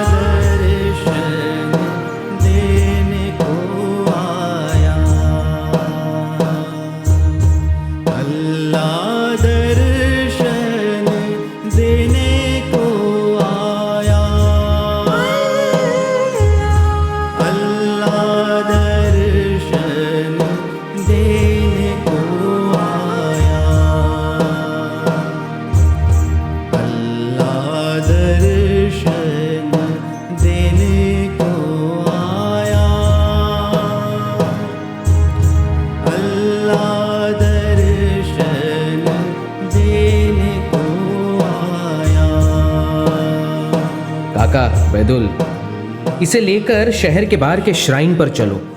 मैं वहीं उसके साथ अकेले में बैठूंगा। जी बाबा, चलिए।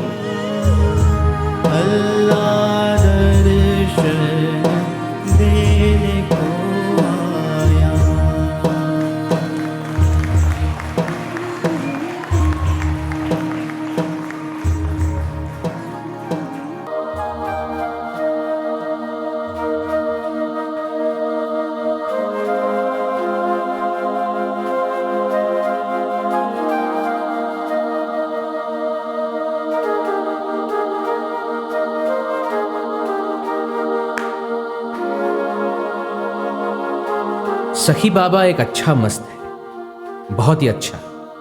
ये एक परफेक्ट महबूबी मस्त है। इसके साथ मेरा कार्य काफी अच्छा हो गया। अब तुम लोग इसे वापस इसकी जगह पर छोड़ाओ। जी बाबा। खुदा खुद ही अपने सच्चे प्रेमियों की खोज में रहता है, इसीलिए वह उनको अपना पर्सनल कांटेक्ट देने के लिए कहीं भी दूर दूर जाते हैं।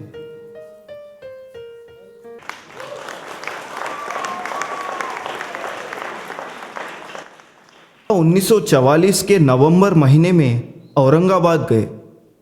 वहां अजंता में उन्होंने एक महान मस्त मियाँ साहेब से कांटेक्ट किया। यह उस जगह का प्रसिद्ध संत था और लोगों के हिसाब से उसकी उम्र 100 साल से भी ऊपर थी।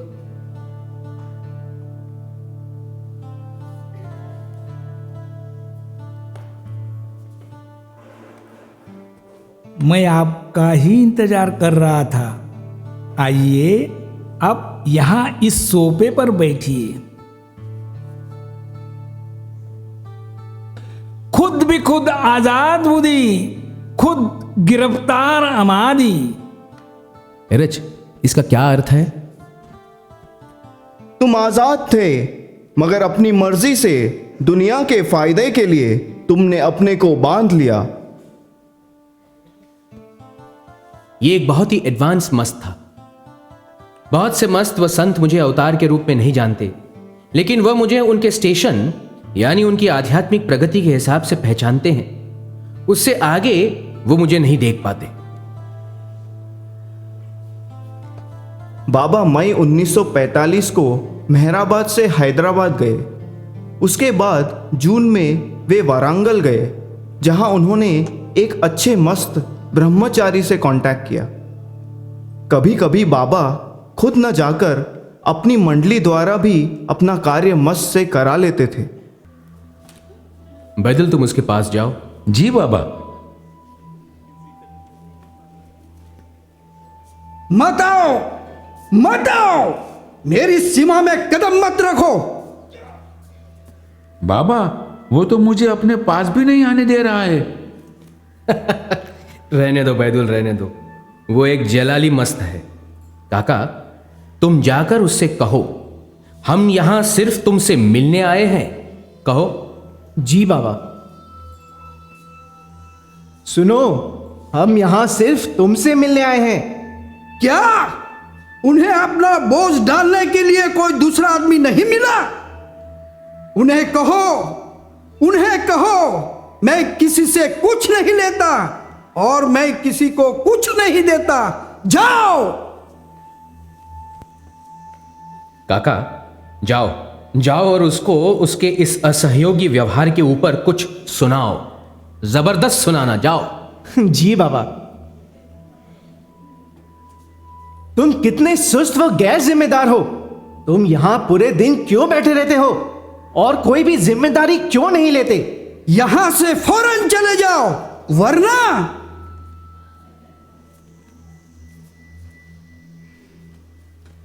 हालांकि बाबा ने मस्त से खुद जाकर कांटेक्ट नहीं किया, पर लगता था कि यह जरूरी नहीं था। उन्होंने अपना आंतरिक कार्य बैदुल व काका के द्वारा करवा लिया था। जुलाई 1945 में ही बाबा जगह जगह घूमते हुए मस्तों से मिलते हुए यादगिरी पहुंचे। वे यहाँ से कुछ मील की दूरी पर एक गॉड कॉन्शियस जीवन मुक्ता टाइप के मस्त ईश्वर दारू से मिले। ये 7वें प्लेन की गॉड रियलाइज्ड सोल थी। हमको यहाँ एक अच्छे मस्त ईश्वर दारू से मिलना है। जी बाबा, हम लोग जल्दी जल्दी चलते हैं। काका, मेरे सीने में दर्द हो रहा है। मैं तेजी से नहीं चल पाऊंगा। बाबा, ये आपको क्या हो रहा है? बाबा, हम लोग यहीं रुक जाते हैं। आप थोड़ा आराम कर लीजिए, इसके बाद हम लोग जाएंगे। नहीं नहीं, चलते हैं, हम लोग चलते हैं, चलो। बाबा, आप तो पसीने व बारिश में पूरे भीग गए हैं। हाँ काका, और सीने में दर्द अभी भी हो रहा है। बाबा, मैंने पहले ही कहा था कि आप आराम कर लीजिए, पर आप ही नहीं माने। चलो बैदुल, वो सामने ही मस्त अपनी झोपड़ी में बैठा है।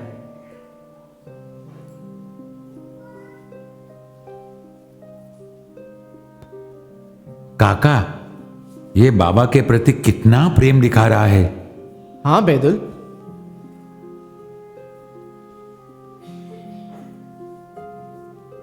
ईश्वर दारू को मुक्ति मिल गई थी। बाबा के सीने का दर्द भी चला गया था। वे एक गुलाब की तरह खिल रहे थे। ईश्वर दारू के पास जाकर उनसे कांटेक्ट करके उन्होंने क्या ड्यूटी निभाई थी, ये हमारी समझ से बाहर है। कोई भी उनके अपरिमित कार्य की महानता को नहीं समझ सकता। आज मैं आपको बताता हूं कि अगर कोई दिल से खुदा को याद करता है, उसके प्रेम में डूब जाता है, तो खुदा किस तरह उसकी मदद करते हैं, जिसके फलस्वरूप वह आदमी खुद ही एक गॉड इंटॉक्सिकेटेड यानी मस्त बन जाता है। यूपी का कृष्णा मस्त इसी तरह का एक मस्त था, जिससे बाबा ने अगस्त 1946 में कांटेक्ट किया। तो यह है उत्तर भारत के एक शहर सधौरा के ट्रेन के एक गार्ड की बहुत ही मार्मिक कहानी, जिसे मैं आपके साथ शेयर करना चाहता हूँ। जय जय कृष्णा, जय जय कृष्णा, जय जय कृष्णा, जय जय कृष्णा। अरे सुनिए जी, अगर आपकी पूजा हो गई हो तो हम लोग चले। क्यों, क्या हो गया? कहाँ जाना है? जय जय कृष्णा, जय जय कृष्णा, जय जय कृष्णा। अरे आप भूल गए, आज हमें कीर्तन में जाना है। हाँ हाँ, मैं तो भूल ही गया था। चलो जल्दी चलो, फिर मुझे अपनी रात की ट्रेन की ड्यूटी पर भी जाना है। एक गार्ड का काम बहुत जिम्मेदारी का होता है। पूरी ट्रेन उसके ही अंडर में होती है। अगर वह हरी झंडी नहीं दिखाएगा तो ट्रेन नहीं चलेगी। हाँ हाँ ठीक है, चलिए। आप तो अपनी ड्यूटी के लिए बहुत ही पाबंद है, कभी देर ही नहीं करते। हम लोग जल्द ही वापस आ जाएंगे। हाँ हाँ चलो।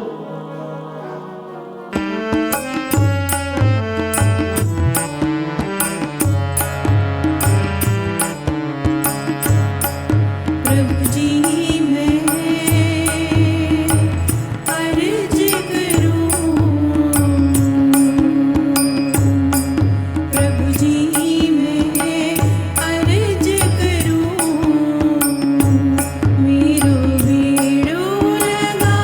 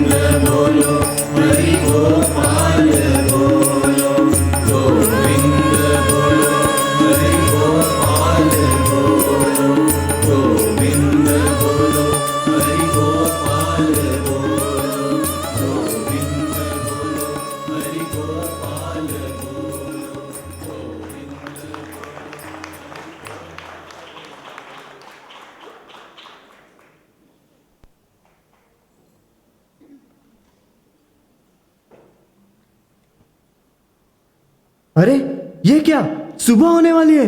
मेरी तो रात के 2 बजे की ट्रेन की ड्यूटी थी। गार्ड होने के नाते मुझे तो ट्रेन लेकर जानी थी। अब मैं क्या करूं? मेरे से बहुत बड़ी गलती हो गई। लगता है अब तो मेरी नौकरी ही चली जाएगी।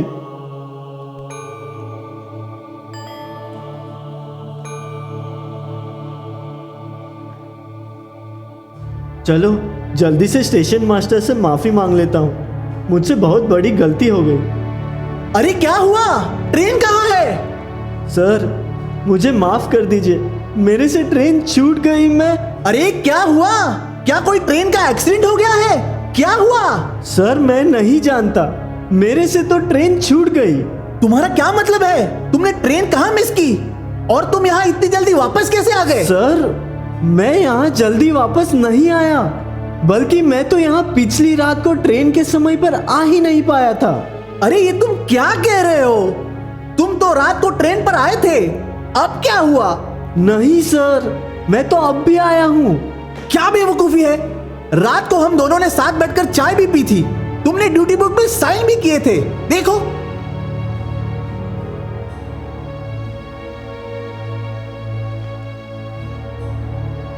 क्या?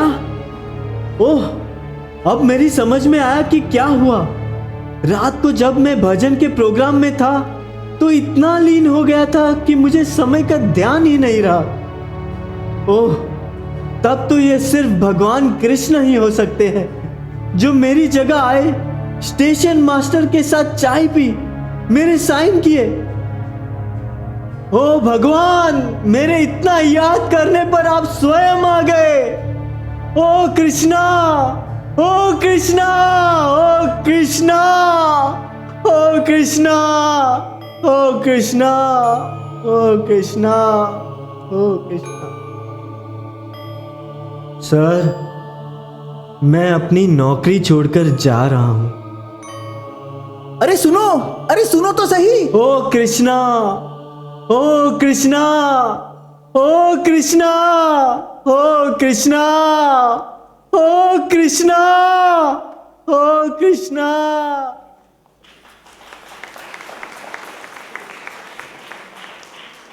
भगवान, ओ मेरे भगवान कृष्णा, आप कहाँ हो? आप मेरे पास आकर मुझे दर्शन दो। ओ भगवान, मेरे प्यारे कृष्ण, ओ कृष्ण, ओ कृष्णा, ओ कृष्णा, कहाँ छिपे हो? मेरे सामने आओ, मेरे सामने आओ कृष्णा, ओ कृष्णा, ओ कृष्णा, ओ कृष्णा, ओ कृष्णा। अब वह गार्ड कृष्ण के प्रेम में एक मस्त बन गया था, जिसे कृष्णा के अलावा कुछ दिखाई नहीं देता था। लोगों ने उसका नाम कृष्णा मस्त रख दिया। हम लोग बाबा के साथ उत्तर भारत की यात्रा पर मस्तों की खोज में आए। बाबा को किसी खास मस्त की तलाश थी। देखो एरज, मैं यहाँ एक बहुत ही खास मस्त की तलाश में आया हूँ। हमें उसे ढूंढना ही है।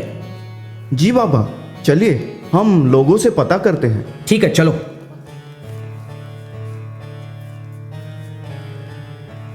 सुनो भाई, क्या तुमने किसी ऐसे आदमी को देखा है जो हमेशा खुदा की याद में रहता हो, उन्हें याद करता हो?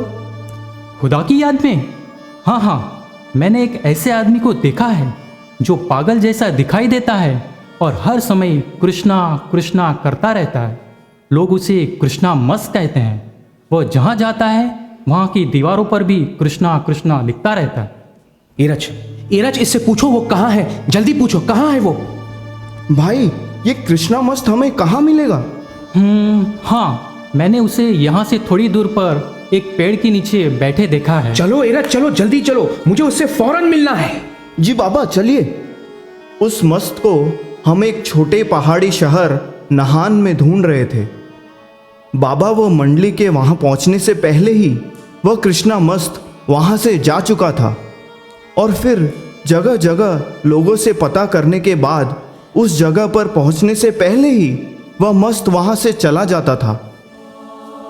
ये कैसा संयोग था कि खुदा खुद अपने प्रेमी को ढूंढ रहा था और प्रेमी खुदा की तलाश में दर दर भटक रहा था।